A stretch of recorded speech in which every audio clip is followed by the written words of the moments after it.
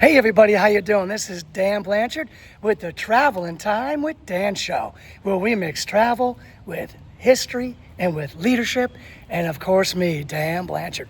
Today I'm in Washington, D.C. at the Library of Congress, right there over my shoulder. Okay, so we're going back to 1800 when President John Adams signs an act of Congress to get this Library of Congress. I mean, Adams was a Harvard guy. He knew how important something like this was to our young government.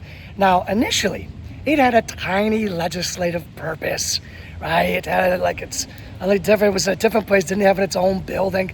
But this tiny legislative purpose is going to turn into the biggest library in the world. It's going to be called America's Library. That's right. Now, originally it started off in the U.S. Capitol building, right? And it was a reference resource for the members of Congress in their day-to-day job. But the War of 1812 is going to come, and the British in 1814, they're going to burn Washington, D.C., which is going to include the Capitol, and which is housing the Library of Congress, right?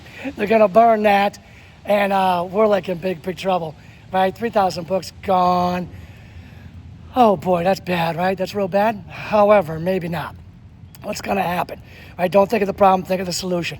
One of Thomas Jefferson's friends knows that Thomas Jefferson has a lot of books and he's in a lot of debt. So he makes an arrangement for Thomas Jefferson to come and save the day for the Library of Congress.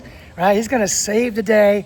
He's going to sell his 6,487 books to the Library of Congress for $23,950, more than doubling the size of the Library of Congress. However, instead of reducing his debt, guess what Thomas Jefferson does?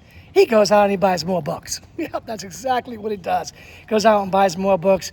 However, he does change the Library of Congress from this narrow legal resource to a comprehensive national collection, right?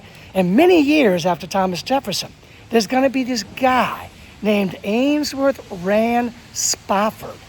He's going to be the librarian to Congress from 1864 to 1897.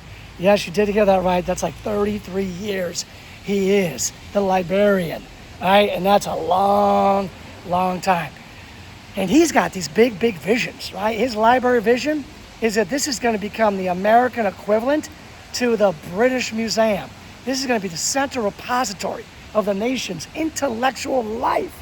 Right? He's going to grow this library. He's going to be really, really smart about how he grows this library. And one of the things he's going to do, he's going to get the Copyright Office over here through the Copyright Law of 1870, where each author in the country donates a book.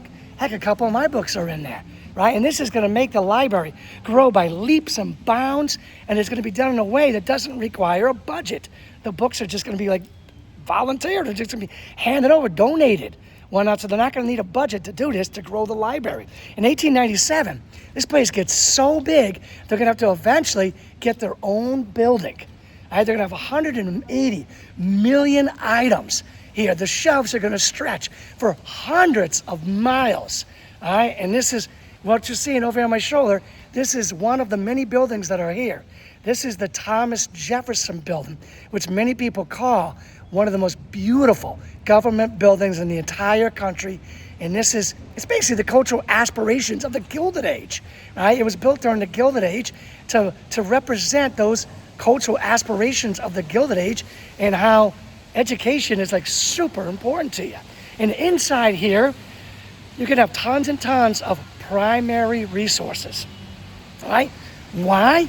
Because democracies need reliable information. It's not what I think or what you think or what he thinks or what she thinks.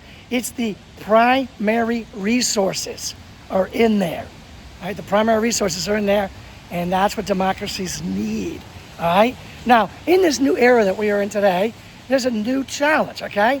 Again, 180 million items are in this Library of Congress already, but now they're also trying to digitize everything out there, even websites.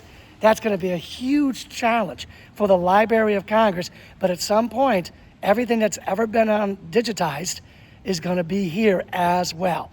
They're probably going to need a whole bunch of computers, maybe a couple more buildings for those computers. All right.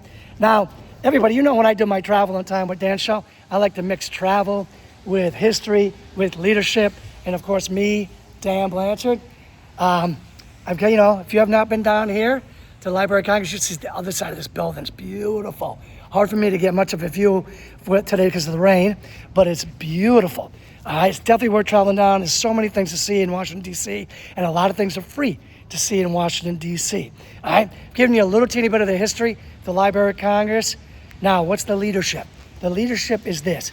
Great leaders are lifelong learners. I know I'm a lifelong learner. I hope you're a lifelong learner. Go to it if you're not. Get to it. Get to it. Do it. Just do it. All right? You got these amazing libraries that are free. No reason not to be a lifelong learner. All right, everybody. Thank you for spending time with me today on the Travel on Time with Dan Show as we mix travel with history, leadership, and of course me, Dan Blanchard. Be back real soon with another great episode somewhere else. See you then.